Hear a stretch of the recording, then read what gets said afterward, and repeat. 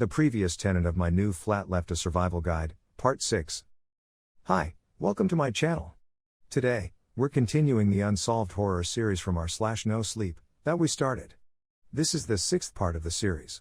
If you haven't watched the first 5 parts, you must watch them before watching this one. For those of you that have already watched them, sit back, relax, and grab some snacks. Before we start, if you have some scary personal experiences that you want to share, feel free to email them to me. Let's get started. I sat silent for a moment in shock that my plan had even worked. It seemed almost too simple, too easy. But here he was. Derek had a kindly face, wrinkles around his eyes and cheeks only added to the softness of his expression. His white hair poking out from beneath his flat cap stood out in the night. "That's a lovely little patch you've planted. I can look after it if you like, I used to maintain the last garden here," he said, breaking the silence that had followed since his initial words. "I know who you are. We need you," was all I could manage. The mental exhaustion and fatigue from the whole experience had built up, but his arrival was like finishing a bad day working at school. I felt like I could relax again, even if only a little. "What's your name, darling?" he asked. "It's Kat. I live in flat 42 now." His face lit up as I confirmed my flat number. "Prudence has gone?" he asked. "She's gone. But the whole place is a mess, so many things are happening and the residents are suffering," I answered. We chatted for what felt like hours. Outside with nothing but moonlight. He told me how he used to consider the building part of the garden, a place for him to maintain, the residents just like the plants he looks after. I explained my whole experience since moving in. I told him about Jamie and I sobbed. Derek held me as I cried and made me feel safe, something I had forgotten the feeling of since receiving Prue's note. He didn't interrupt, he just listened. I told him about Natalia and the cultists, the problems they had been causing. He was particularly heartbroken when he heard that they had used Eddie and Ellie for entry. He had gone before they were born but remembered Terry as a child and how sweet she was. He was pleased when I told her what a sweet adult she had become. My claims that Prudence was the only person who knew how to kill the imposter neighbors were met with a skeptical expression which gave me some hope. Derek listened to my entire tale with barely a word. When I finished he stood up and asked me to follow him. I was confused, but I did as I was told. He walked me to the entrance of the lift. I lifted my arm to check the time on my watch. We had been outside for quite some time and the idea of the creatures being inside made my heart pound and my stomach turn. "You're safe. It's 12:32 a.m., there's no need to worry or to check your watch." And with that, he pressed the call lift button. Despite his insistence that I was safe, my stomach continued to do gymnastics. It felt like forever before the lift finally made the clunking sound that meant it had reached the bottom. I felt my whole body shaking violently as the doors opened. I don't know what I expected to see. We were in the safe time zone, but every time I looked at the life I pictured Jamie's dead, crunched up body. "Step inside," he said. "I can't. Please don't make me," I begged. "I won't let anything happen to you. But you need to see something." There was such sincerity in his eyes as he spoke. I had never trusted someone so completely so quickly, but every fiber of my being told me this man was entirely good. I stepped inside the lift. Derek stepped in behind me, placing a comforting hand on my shoulder as I hyperventilated. He gently turned me to face the panel of buttons that control where the lift stops. "What is wrong with this panel? Do you see it?" he asked cryptically. I studied the panel. Read all the numbers, counting them. I couldn't see anything wrong. I tried, but nothing seemed out of place at all. Everything you expected to find was there and nothing more. I shook my head, barely regaining my composure. "Can you take us to floor 9, please?" He smiled slightly as he made the request. I looked back to the panel to press the button, but floor 9 didn't exist.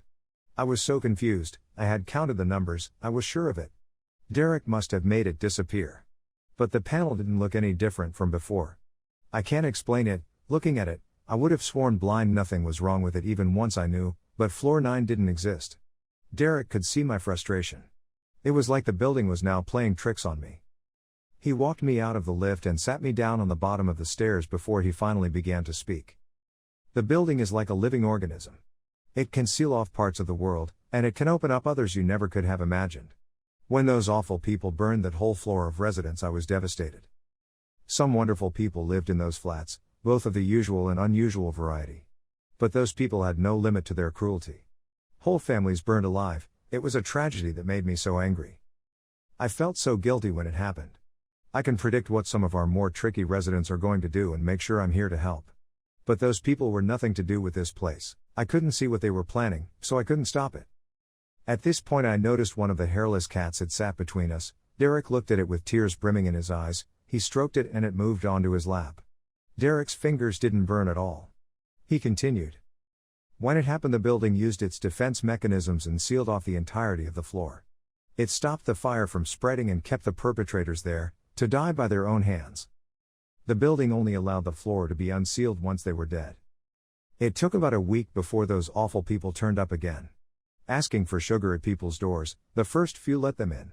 It was so difficult, so many residents burned alive that I was having to use their remains for my garden just to hide the dead. The entire community was terrified and grieving for those that died.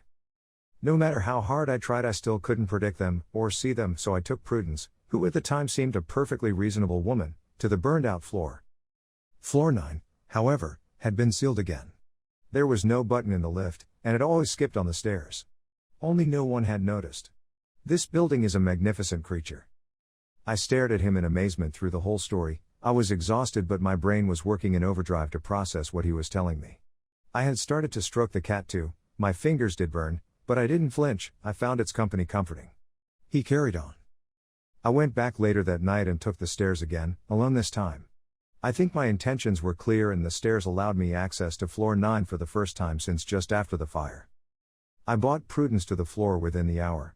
The stairs had stopped skipping floor 9 for me, although I later learned that when Prudence had tried alone she was not allowed access. We explored the floor, walking amongst the remnants of our dead friends' belongings. Eventually, we came across one of the soulless arsonists, roaming the halls. It appears that's where they spend their time when they aren't out terrorizing the residents trying to claim more victims. He was disturbed and disoriented to see anyone not like them on that floor. He twitched a little and spat out the sugar line as if it was an automatic response. I almost felt sorry for him. He claimed to come from flat 66. More were approaching behind him. Prudence was terrified. She was starting to sweat profusely and back away from the man, but it didn't cool her down. He was burning her slowly. I felt nothing. See, the stranger things in life just don't seem to affect me. I've never known why. Sometimes I even just know how to deal with them, like it's programmed into me. On this new playing field, in their domain, I knew what to do. I grabbed the man and ran him down to flat 66, 4 doors from where we were standing. I threw him into the flat and waited. The other arsonists were approaching. The man tried to exit the flat, which was doorless after the wooden doors all burned to cinders in the fire. But as he reached the door, something stopped him. He couldn't leave, no matter how hard he tried, or how much he screamed. Prudence lit up. She grabbed hold of one that had tried to kill her friend, Molly. She remembered the flat number she had claimed to be from and repeated my actions, with a lot more sweating and some winces of pain. It worked again. Prudence wanted to go after the rest, but as they got closer I could see the blisters forming on parts of her body. I dragged her out of the hallway and back into the stairwell. We ran. She begged me to take her back, kept telling me that the stairs wouldn't let her, that it was too dangerous. The residents had started to learn not to let them in and we had no casualties at all after we trapped the first 2. Don't get me wrong, it's a problem I was intending to deal with, but it was around that time that we first learned the council would be building that monstrosity over the top of my garden. He gestured to the window that just showed some of the neighboring tower blocks. This left me not at my best. My intuition was failing me when a few months after that, I allowed Prudence and Molly to herd the creatures from the lift to floor 9. It's one of my biggest regrets. I should never have walked them up there. But I didn't know she was going to burn them all. She didn't give me a chance to reason. I became mistrusting of everyone and distracted. Not long after I went away for a long while. So I guess the arsonists remained and now they're threatening you. Tomorrow I will go. I will fix the mess I left behind. I am so sorry it's affected you so badly. I'd love to meet these twins. They sound incredibly brave. They are. I finally interrupted, and I want to be there tomorrow. I want to lock Natalia away for good. I can't allow it. You'll be attacked. He cut me off entirely. I let it drop instantly, but in the back of my mind, I knew I would be there, no matter what. I went to sleep that night with my mind reeling. I wondered where Derek slept and if he even needed to. The next morning I left my flat early, passed the man on floor 5, and waited on the steps on floor 8. I tested it of course, and just like anticipated, ascending any higher took me straight to floor 10. Or 11 depending on if you hit a skip. So I returned to floor 8 and I waited. Derek hadn't indicated what time he was coming. But I was ready. I would wait all day and night if I had to. But luckily I didn't. Derek was climbing the stairs at around 11 a.m. I had already been there for 3 hours, but it had been worth it. He looked particularly unimpressed to see me. His face still looked kind though, even with a sour expression. "I can't stop you, can I?" He sighed, sounding resigned in his tone. "Not for anything. You have to promise to stay back. If you get your girl approaches, you can do what you need to do, but you have to stay back," he pleaded. I nodded and stood up. We ascended the stairs, and for the very first time in my new life here I saw the big plastic sign saying 9. The floor that didn't exist. As we pushed through the door, it was like entering an entirely new world. Everything was black. Burned to carbon. You could smell nothing but charcoal. Nothing but empty shells of homes and flakes of what used to be sentimental objects remained. It was devastating to witness. If you've ever visited a mass grave site, you'll understand partly how I was feeling. It was sickening to think of all the lives needlessly lost. But I didn't get time to think. Natalia walked towards me, flying down the hallway. "How the fuck did you get here?" she screamed. Her eyes were wide and angry. I started to feel hotter already. Derek grabbed my arm and pulled me next to him, making sure to keep a tight hold of my arm. "Where do you live?" Derek asked her. I started to back away as the sweat dripped from my brow. I desperately wanted to shout out the number, but I couldn't. I was so hot, I wasn't functioning properly, everything became so overwhelming I couldn't remember what Georgia had said, what flat Natalia had claimed to come from. "I'm not that stupid. I saw what happened to them." She gestured over her shoulder to what must have been flat number 66, where a man laid on the floor, breathing but looking broken. Just existing in that room. Prudence had been creative with the truth yet again. She didn't kill them, you can't kill them. What had Georgia said? I racked my brains as I felt the skin on my face start to sting. I imagined her melting away, it was happening to me. I was next. And then, as my hair started to sing at the ends, it came to me. 71. I screamed as loud as I could. I could barely see as Derek grabbed her and ran towards me with her. She was clawing at his eyes and face, screaming at him to let go. But he didn't burn. He just kept hold of her. When he approached flat 71, he beckoned me over. "You do it. Then get off of this floor." He was blunt but reasonable. I complied. I pushed hard. There was nothing but anger in her eyes. She pushed my face hard with her hand as I got her to cross the boundary into flat 71. I felt my skin sizzle and blister. My whole face was in agony, but I didn't stop pushing. Watching Natalia try to fight her way out of a door that didn't exist was both satisfying and humorous. The others had started to approach at the sound of the commotion. I lingered, hoping to watch her suffer, but Derek shot me one look and I knew. It was time to go. I ran out the corridor and back into the stairwell.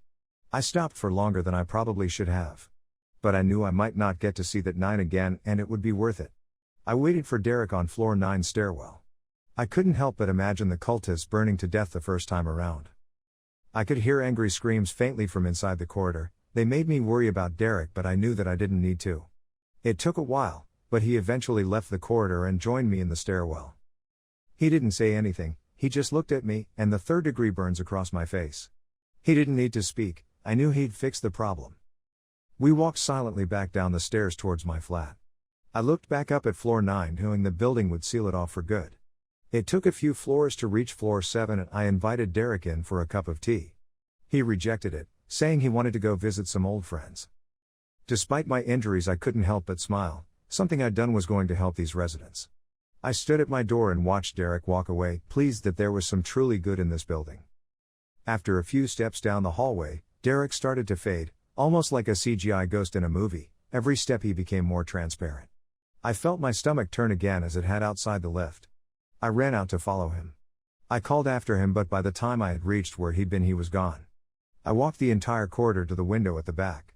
I looked out the window into the small concrete-heavy garden and hoped to see him sat on the memorial bench. I didn't see him. Instead, I saw Prudence, hacking at my tiny planted patch with shears. What do you think about this story? Are you excited about the final part of this series? What do you think will happen next? Let us know in the comments down below. If you liked the video, subscribe to the channel to see the next part of this series. Hit the notification bell to make sure you never miss an upload.